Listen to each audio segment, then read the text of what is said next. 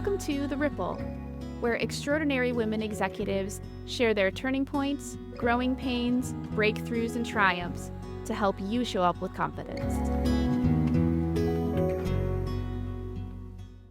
I'm your host, Ashley Lobbs, and today we're joined by the determined Alina Vandenberghe, co-founder and co-CEO at Chili Piper, a demand gen conversion platform valued at almost $1 billion. Today, she joins us to talk about what it means to build a culture where she and her entire team could thrive. Alina, thank you so much for joining us today. It's such a pleasure to have you. I'm so happy that you're doing this work, Ashley. So happy. It's really fun to do it, too. I'm so glad that we get to talk to great women leaders like you. I would love to hear about the work that you're doing with Chili Piper and what excites you about that. Two parts of it. So first is as a SaaS company building software, and I personally get very energized about solving complex puzzles, and working with computers has been something that I got excited ever since I was a child. So getting on this part of work is something that brings me a lot of joy. And the other part is building a company that I wish I had worked at before I started Chili Piper. I worked for many, many companies in many industries, and I was a miserable employee. And my hope is that I can create a kind of culture where people don't get burned out, where people thrive in their roles. That's my main mission. I think that's so relatable to almost everybody, especially right now in the current uncertainty that we're facing. That's so many people are evaluating where they work and how they work and who they're working with. So it's always great to hear from founders who have that in mind as they're building the company. Can you tell me a little bit about what it means to you to have a company that's someplace people want to work and that you would have wanted to work at when you were an employee? I am going to tell you a backstory. So something that I'm working with my coach right now, something I'm trying to still figure out is this illusion that I have that by building a company, I can keep everybody employed forever. And I don't mean like the company size that we're at. I'm really like imagining that I can provide a safe employment job for everybody in US and everybody in Romania and everybody in France. And while I'm at it, everybody on the globe. But my reality is limited to the revenues that I can make and the rules of the game that I'm being given. However, I believe that if you put certain rules in place within the rules of engagement of a company, there are certain things that you can do to prevent people from having the kind of experience at a company that I used to have. My biggest problem when I was an employee was that I would come up with the right ways to solve for a problem, not when I was at work. I would come at it on the weekend or under shower. And yet I was being forced to stay at my desk, and in some cases from like 7 a.m. to 10 p.m., because that's how people around me were working, in a gray office with neon lights. And that would drive me banana. I felt I was trapped. I couldn't. And if you're a parent, that is like maddening, because you want to be next to your children when they need you. You want to travel the world. And because we're trapped, we imagine that we're going to retire and we're going to save all this money and then we're going to travel and do these amazing things. But why should we wait? Like, why shouldn't we do the things that we love while we're working? So that's why one of the rules of working at Chili Piper is that you can work from anywhere, and you can work whatever time works for you, as long as you can have the right impact and you're using your skill sets in the most productive way. There are many other rules. I can go through like 10 of them, but that was like one of the starting ones. I think that's wonderful. We're not machines, and yet a lot of the ways we work kind of seems like we're treated that way. And I think it's really admirable that you're creating a company that has more integration and flow with people's lives and really respecting the complexity of that. Was there a moment that really drove you to create this kind of company? I worked for other companies for 16 years. I worked for other companies, and I worked for health tech, finance, media, ed tech. I was not ready to start something on my own. I felt that I can just climb the corporate ladder like a happy employee. And I really thought that that's like the pinnacle of success. If I get to be the CEO in my mind, Fortune 500 company, that would be the right level to aim for. And that, to me, that's how success looked like. And I was striving to that. at this moment in time, when I made the decision to start a company of my own, I was SVP at a company that was like $1 billion startup. They were getting ready to go public. They actually went public eventually. And I felt very strong opinionated. I was driving next to my husband, and I said, I can do better. I can do better. Let's do this. And that's when we sold everything we had. Like, I can't even tell you, we sold our house, we sold our car, we sold our socks, we sold our detergent, everything that we had, we put it into the Wow. company. We burned the boat. There was like no turning back. I had this strong conviction that there was nothing that would stop me to do something, to build a company differently. I know it's kind of like mad now that I think of it, but I felt I didn't want to have backups. I felt I wanted to be all in. It's so tempting to go back to what's familiar and to go back when there's this clear path. So yeah, it is a really bold move to say, hey, we're going to burn the boats and make this seem like there's no other choice.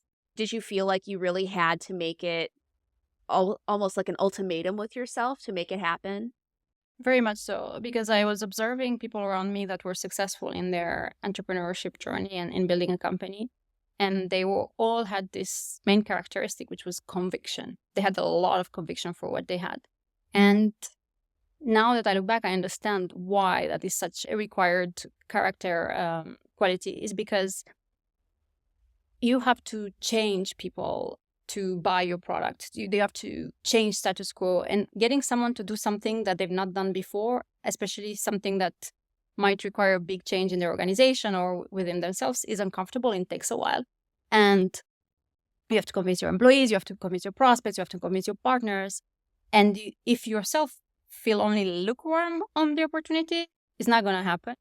I've seen so many people trying to do side hustles while they're still employed. And it can provide some sort of like comfort to some extent that they have that, but it doesn't make it to the scale where I felt I could really have an impact. And at that point in my life, I had a crazy salary. I was paid so well. I couldn't believe my luck. I come from Romania, where my mom made $200 a month, and I could barely struggle to pay for my own education. So I come from like from the bottom of the bottom. And when I got to a $6 figure, that was the amount that my mom made in her entire life, I could not believe that I could get that in 1 year.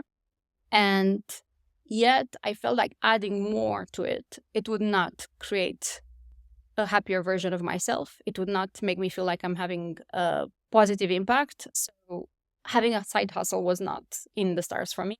What was in the stars for me to put my skill sets into work. And God bless my mom for making me believe that I can. I bet that having a strong support system in your partner, in your mom, and probably some other people in your life really made that conviction possible. Very much so. Very much so. I felt from both my parents that they believed that I could do whatever it was required for me to succeed. And I felt the same kind of support from my husband as well. So I really felt like with their support on their side, I can do it. I can tell you that even though my mom raised me to think that I can do whatever I put my mind into it, when I told her the news that I'm starting a company, that I sold everything, she was not happy. Oh, I relate to that so much. I'm sure she just wanted you to be safe and secure and, happy. And I'm sure she was so happy to see you have things that she didn't, and to give it up and risk it all. I can imagine she really wanted to protect you from all of that. From failure, yeah. And during, so I lived through communism in Romania, and during communism, everybody has a job. Like, there's no entrepreneurship per se. You work for the government mostly. And for her, having a job is equal security and safety. And giving that all up was banana in her mind. Yeah. She still asks me if I'm going to retire every other week. Are you? No way. No way. No way. I'm not motivated by the financial gains. I'm not motivated by like what people consider success on paper, on like the industry wise. What I'm really motivated by is the impact that I can have on my employees, on my ecosystem, on my customers. And that right now in my head is just like so tiny. I'm excited about the milestone that we've achieved, but I feel like, Yeah, there's more on the horizon. When you're talking about building a company that you want to work in, that other people want to work in, and that really works for people's lives, you're not waiting for retirement. You're living the life that you want to live now. And that's so powerful. And I can imagine why, you're not well, and you're young, like there's no reason to think about retirement yet. But even if you could, like, why give up that impact? In my mom's mind, if you made enough money where you can not have to work anymore, that's equals with retiring. That's what she aimed for. So for her, it's very interesting how I approach things. But in my shoes, one thing, so I told you that remote work is like an important pillar for us. Another important pillar for me is that when we hire people and when we help them grow, that they work alongside their zone of genius and that they work on the things that energize them, and the things that drain them, we get outsourced to either freelancers or other people in the team that might want to take over those particular areas, because there's always someone who loves what you hate. So we're trying to get people to work on the crafts that puts them in the zone of happiness. And that's an equation that's really, really hard to solve, especially when your organization is complex. People are so different. The things that motivate me don't apply at all to my employees. And learning about what makes everybody happy in different kind of roles to make a organization work, it's a full puzzle to solve. Beautiful. Your approach is interesting because it also affords people the flexibility and the space to change what they're interested in. And, as problems arise in the company that need to be solved, people have the opportunity to step into it, it sounds like, and try something different and pivot directions in their career. That's one of component. And another one that I felt bogged down when I was working for others, it's the feeling like I was lacking autonomy over my own destiny. It was coming from multiple directions, but one of the reasons is when decisions don't happen transparent. You don't know how certain decisions were made, and they're just given to you, and you say, this is how we do it. This is how I told you so. That was one of the things that was driving me mad. So at Chili Pepper, we make all our decisions transparent, all of them, which is like so tricky, because when you want to restructure a department, or when you want to think about a role in a different way, or when you want to invest in a specific area, you have to be very precise with why you're taking that direction and documenting down all the options and getting input from everybody, because all our decisions are transparent and everybody can give input. So all of a sudden, idea that one is a victim of the system like gets in a reverse order where everybody can be a contributor in the system. But because of every decision being transparent, it can also get overwhelming. It can also get draining because you have to document everything that you do. So there are some pros and cons that come with that, but my hope is that lack of autonomy is not something that our employees feel. There are a lot of our listeners, and certainly you and I, have experienced the feeling of having some work wounds, some things that really negatively affected us at work, right? And that motivated you to start your own company because you believed that you could not only do better, but that you also deserved better, right? Mm-hmm. And I have to imagine that it's not a simple and easy transition for people to work someplace that cares about them. I think we hear a lot about the illusion of us being a family as a company, right? For instance, and it's like, that's not true. And it's just kind of, people feel used by that idea now, right? It's become kind of a toxic idea. And so what did you notice as you brought people into this culture that was really built for them? Did you notice that people struggled to trust it or embrace it fully? So I actually, from the beginning, I did not like this concept of a family, and actually don't hire friends or family in the company because of what you say. It creates the wrong illusion, because we don't really pick the family that we're born with, and we have no choice, and we stick with it and we make it work.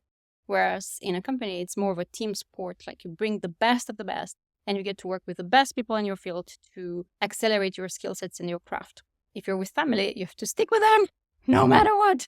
Well, if they accelerate your growth or not. And that's a difficult balance to walk on. However, if you look at team sports, the teams that are most aligned on the goals and that are very aligned on the strategy as well, and they feel like everybody cares for the team success, it's a very different kind of team. And in general, the coaches that manage to create that kind of environment are the ones that help the team win. And I think about it in the same way, in that if there's a lot of potential in someone, if there's a lot of supportive environment around them where everybody's cheering for them because the team will be better off, then you feel empowered. You start believing you too that you can succeed. And most people leave managers. Like we all had a bad experience with a manager, typically that's not on our side, or like ruffles our feathers, or touches us on our triggers. God knows what. I've had my share of those experiences as well. So what we aim is to teach people to learn how to deal with those conflicts as well. We teach people to speak up when there's something that's not quite right. We learn people to also respectfully share their difference of opinion, or respectfully share times where somebody triggered them or might have said or done the wrong things. And it's very uncomfortable for most people. It's very uncomfortable. If somebody doesn't quite do the role as you imagine it to be done, or somebody says a word that you consider to be triggering and nobody knows what your triggering words will be, only you know, then others are not aware of it and they're going to do it again and again and again, and it bubbles up, and then you Right. You're just reacting instead of actually communicating.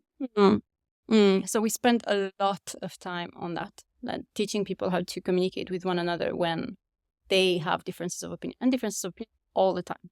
We put all our decisions and our difference of opinion in paper, so that helps a lot because there's no tone. That's fair. Yeah. And you have to put it in a way that makes sense, and then it's I think objective.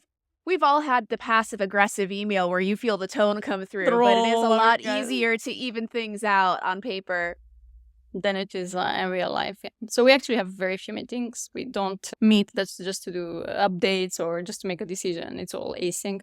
We just meet to check in on each other to see how we're doing, which is a very different kind of meeting. You're setting a really great example of treating work relationships like any other relationship in our lives. I think that being human in relationship with another human, conflict's inevitable, right? We're all different. We all think differently. We all feel differently. We've all had such individual life experiences. It's inevitable that we're going to have conflict. And the fact that you're bringing in the skills of communication and collaboration and repair and responsibility and all these things into the place where you work is so healthy, I think. I'm for sure seeing a lot of positive impact over that. We're far from being perfect. We're in 40 countries, and culturally we're super diverse. And I get people that have to work with each other that are from war zones. Like in their personal life, the countries are at war, and at work they have to figure out a way to collaborate. That's like the worst type of conflict one can. But I'm hopeful that by encouraging this kind of dialogue when people are such at odds with one another, they can learn to approach things differently, even in their ecosystem where they live and within their families, and maybe be more understanding. Maybe even if they have different political views or different religion or different values in life altogether, they can just learn to listen and accept that we're just different and we operate differently. But overall, we are all driven to have a better ecosystem in which we live in. And the only way to do that well is by being better listeners and better communicators. That applies to so many places in our lives. And of course, we spend so much time working that it's powerful to have that example at work. I want to take a moment to think about how your experience can inspire and influence our listeners. When you were at that point, when you knew that you could do better, you deserve better, how did you know that going out on your own and starting your own thing was the right thing to do rather than working someplace better? I strive throughout my career to work for people that could teach me how to be a better leader. And I felt like I was learning different things from different people. At some point in my career, I worked for this person that had a complete opposite leadership style than mine. He was, I don't know if you've ever heard of these books on power. They teach you like how to play politically inside the company and how to get ahead. And there's one that's quite popular on Amazon, and I had read it at that time as well. I think it's called Power Now or Power by Cialdini. I don't remember precisely. But what it teaches is to learn to manipulate and learn how to create alliances behind the scenes so that you can win. It was like a very dirty kind of system to hide information to win. And this guy that I was working on, it felt like he was putting that playbook into action, like very like concretely. And he would tell me, Alina, this is how you do it. This is how you speak. This is how you don't speak. And at some point, he would get physical as well in his power plays. Like he would actually push people, and like in meetings, he would like go down on his power playbooks. And at some point in one of the meetings, he actually pushed me away, and he said to stop talking. And I was like completely taken aback, and I thought, shit, what do I do? This is like who I want to become. This is how I want to grow as a leader. And this is the example, the guy who's successful. And this is the playbook he's applying. That's when I first discovered this book that I'm passionate about, and I talk about it all the time. It's called the Nonviolent Communication book, and it's what we use also for our training. And I saw in this book that there are different ways in which you can be a leader without having to exert your power, without having to tell others what to do, but by bringing them towards a mission and a goal with you. And when I started the company, I did not know if it's possible to do that. I didn't know whether it's possible to make a company's growth not a zero-sum game where you win and others are losing, but a system in which you provide the system better off. I hadn't seen examples around me that I was proud. So I just thought it worth it for me to explore. And if I fail, it's okay, I can go back to work. But I was really determined to see if it's possible. Now I'm learning that there are other companies that are more or less mission-driven, that are managing to do things a bit differently, but it's my beginning of, it's very small exception. Yeah, there are very few role models for that. And it's exciting, but also a huge challenge to become one of the early role models of that, to create a successful business that also models those ethics. So props to you for doing that. I think we need more of that, and we need more people telling the stories of like becoming a successful business who also does those things, or becoming a successful business because you do those things. And getting the culture right at scale is so difficult. But I really hope that we can get to a place in time where we can get to a culture that can be replicated in other companies as well. I hope so too. And I think that your example and you sharing it can inspire that in more places. So I want to thank you so much for sharing your story and your experience with us today. I know that it's definitely inspired me to have more conviction about the decisions I'm making in my own business and in my own network and life. So thank you for, lighting that fire in me and so many of our listeners today. I'm so happy, Ashley, and I hope that you trust your gut more and your intuition more. That's the best driver. That's the best driver. I agree. More of that always. All right. Well, thank you again for joining us. It was such a pleasure.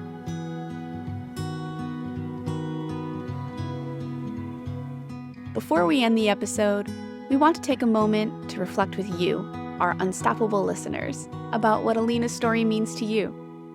What would it look like to bring more conviction into your decisions? And who are your biggest supporters?